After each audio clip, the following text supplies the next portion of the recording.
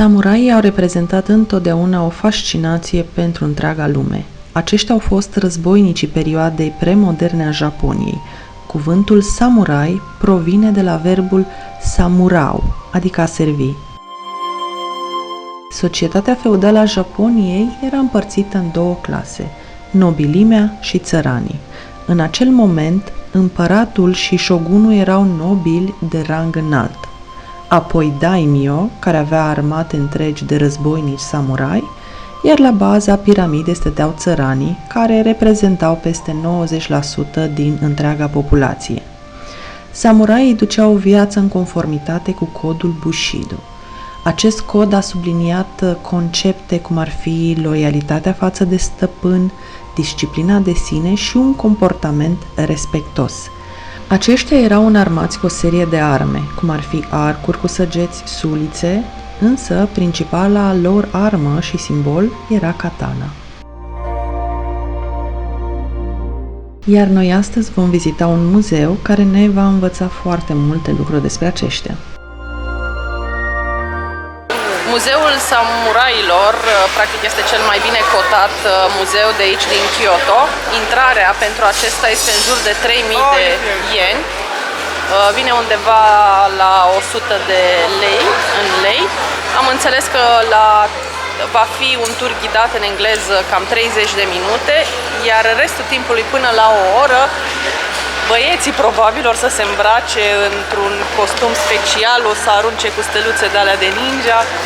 Cred că o să fie foarte interesant și foarte interactiv. Acum rămâne de văzut.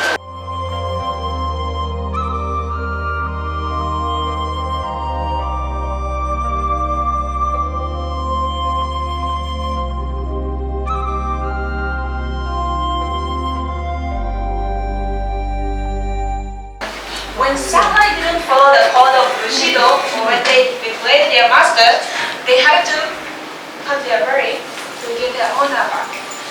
That's the honorable way to die for a samurai. That's the way to do suicide for a samurai. We call it harakiri or seppuku. Yes. And the long one, everyone already heard about that. We call it katana. Yeah. So katana, it was more than 60 centimeter blades. Only the samurai were allowed to carry katana at that time. Yeah. But today, you guys can get very easy from the souvenir shop. You guys can like it. Yeah. Alright, and speaking of this, I just want to show you one special part. Yes. The handle. Yeah. You know which kind of materials are used for these parts? The core parts. The white part. It's actually the animal skin, but which kind of animals? Shark skin, and sometimes buffalo skin, leg skin. Yeah, it's really hard. Yeah. And just one quick question. Have you ever watched any samurai movies or Japanese historical movies? Maybe like Last Samurai? I think in those movies, when samurai take out their katana, it makes sense very kashan. That sounds cool, right? But do you think it's true or not? Yeah, that's not true. Yeah. Because if the katana makes sense very kashan, that means this katana is getting damaged. Very good too. It doesn't make sense, right? And also in those movies, on the battlefield, samurai kills thousands of people like this. Do you think it's true or not? And that's not true neither. Yeah. Because samurai, they could actually kill only 3 people with one katana. Only 3 people. Because if the katana cuts a lot of bones, it's going to be damaged. Bracelet too. So it's not able to cut anymore. Yeah. So that's why samurai, they carry sometimes 3 or 4 swords at the same time. Yeah. And also, swords, they couldn't even cut through the samurai armors. Yeah. So I would say they were not the main weapon for samurai. They use other weapons as well, like spears, maybe other bows. And do you think samurai used guns, or that's dishonorable? Once shogun system collapsed, so shogun had no power. Emperor had no power, so there was no leader in Japan. So a lot of clans were just fighting against each other to decide next shogun to become next leader of Japan. Yeah. And now there is a gun here, so that means Yes, they use the guns. They love to use guns. This is the other samurai gun from 1700. In Japan, we actually had the highest number of guns per person in 1500s. Yeah. So samurai, they used tons of guns on the battlefield. Now look at this picture here. This picture is about the Battle of Sekigahara, which took place in 1600s. So, you guys can see this sign here. This one. Samurai, they are actually using guns here. Yeah, they are using guns. Yes. And I just want to show you this little things here. Can you see that? Yeah. The small things. What is this? It's an iPhone. Oh yeah, it's a head. Yes. Just the head.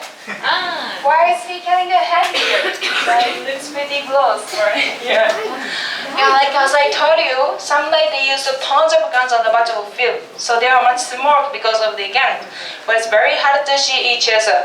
So if samurai killed someone, they had to chop off their head. And they had to show it to their master. They didn't kill their own man. So now we are in Edo period. So during the Edo period, do you think samurai they always wear like this armor, like even when they eat, even when they sleep? Of course not. It's only for the battle. Then it was kind of peaceful in Japan, so they didn't need to use it so much. So they have like this casual clothes. We call it hakama. Yeah. And what is this hairstyle? That looks a little bit strange, right? We call it chonmage hairstyle. Yeah. So if samurai had long hair, when they went to battle, they had to put like this helmet on their head for a long time. So it's gonna get very itchy and sweaty inside, right? So samurai they decided to shave off the top and then like this knot, and this part could be a cushion for the helmet. Yeah, that's very practical hairstyle. Yeah. And look at this hole here, the top of the helmet, there's a hole. So air could be in and out, and it keeps cooler inside. So we call it Japanese fast air conditioner. Yeah. And later on, this hairstyle, chonmage hairstyle, it became the symbol of samurai. Yeah. So if you see somebody who has like this hairstyle, you must put your forehead on the ground for 10 seconds until they pass by to show respect. Yeah, we call it dogeza. And if you don't do that, samurai has a right to kill you. Yeah, and there's no code for that. And also general people, average people, they could not have a house with a second floor because they could not be above the samurai physically. They could never look down samurai from second floor. That's too disrespectful. Yeah. And also general people, they were not allowed to have eye contact with samurai. So if you see the eyes of samurai, samurai will think you are challenging for him. You are challenging for samurai. That's also too disrespectful. Yeah, that sounds kind of too much, but samurai, they were deeply respected during Edo period. Yeah. And speaking of the Edo period, I need to mention about the isolation of Japan as well. The isolation of Japan. So during Edo period, all the borders in Japan were isolated. If you are foreigners, you are not allowed to enter Japan. It's kind of like during COVID-19. Yeah, because Japanese people, they were really afraid of like being invaded, being colonized. So we refused all the cultures. And this isolation lasted in 1853. So in 1853, someone came to Japan to open our borders from different countries. Anyone know who came to Japan? Perry. Yes, the Americans with Captain Marshall Perry, they came to Japan to open our borders. So they came with the huge black ships, like as you can see in this picture here. Yeah. And the Americans, they said, why are you isolated? I don't want to invade Japan, but I just want to do business with you. Here. So Shogun, he suddenly opened all the borders because the Americans, they had the latest technologies. So Japanese people, they realized they had no technology. So they were losing the war, losing the battle. So Japanese people, they decided to open all the borders and accepted all the technologies and cultures. Yeah. But these things created another chaos in Japan. Samurai were divided into two groups, the supporters of the shogun and the supporters of the emperor. There were a lot of clashes between these two groups. The battles were mostly in Kyoto, because the emperor, he was still in Kyoto. But the shogun, he realized they're gonna lose in the civil war. So shogun, he gathered everyone in Nijo castle and he said, I give up. I give all my power back to the emperor.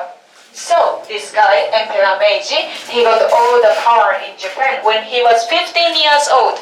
Yeah, he was pretty young, but he made a big decision. He said, I'm gonna establish the modern military in Japan, modern military.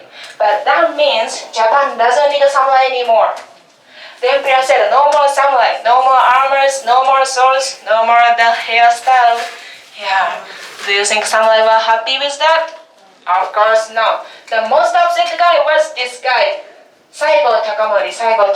Yeah, he used to be a top commander of the emperor, but he rebelled against the emperor.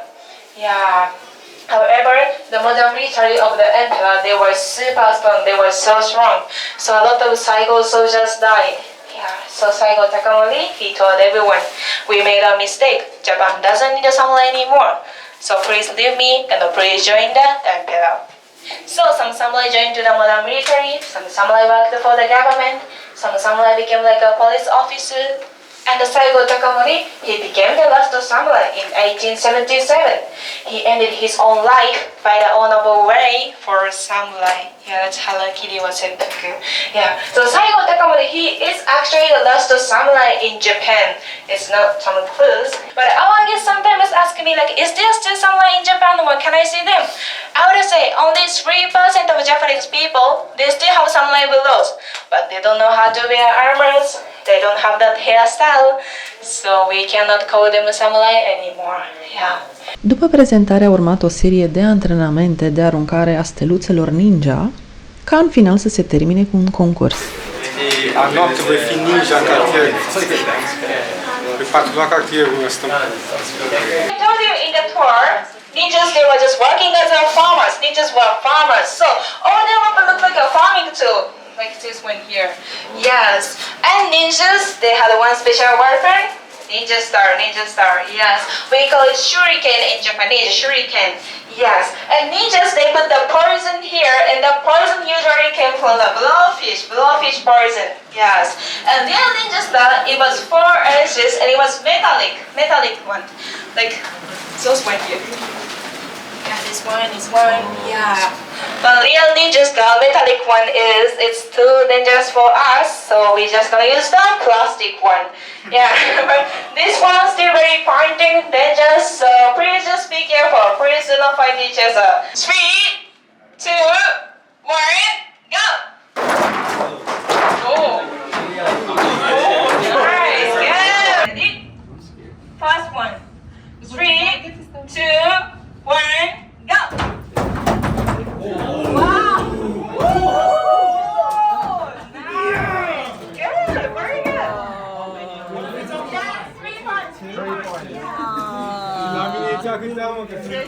Zece.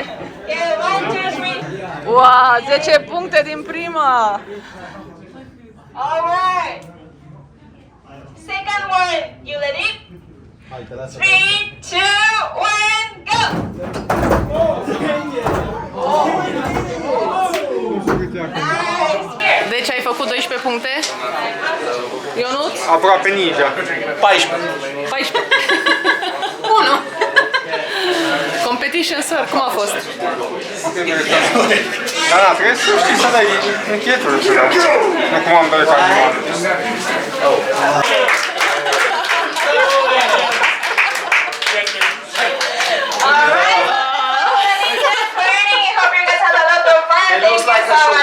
Următoarea experiență este a te costuma într-un samurai. Așa, da? Așa, da? Trebuie să-ți iei și uniformă. Am sabie. Uite, ai acolo uniformă în spate. Trebuie să spui întâi uniforma. One size. Cum te simți? Excelent! Auzi, zici că ai rămas blocat de spate. Ok, da, așa. Joci golf? Zici că ești samurai la Craiova. Samuraiul de la Craiova. Apoi să te îmbraci în ninja. Hai mai pe una așa și... Te-am făcut Ia, Costin, gata? Hai! Ta-na-na-na. Unde sunt ciubotele de samurai aici? Repede, unde sunt ciubotele? Botele. Mi l-au furat băieți, atent. Să mă îmbrace ninja. Hai, fă-ne la amândoi. Hai că costum chiar e din film, e?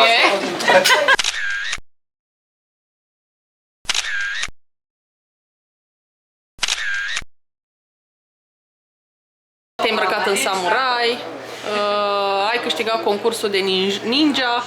Mi se spune samurai din Colentina, așa mă numesc prietenii mei, cum am spus, și de aceea trebuie să vin în Japonia și se pare că am avut dreptate, m-am descurcat foarte bine la toate probele care mi-au fost prezentate.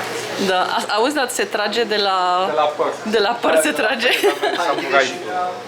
Este o experiență funny, extrem de funny.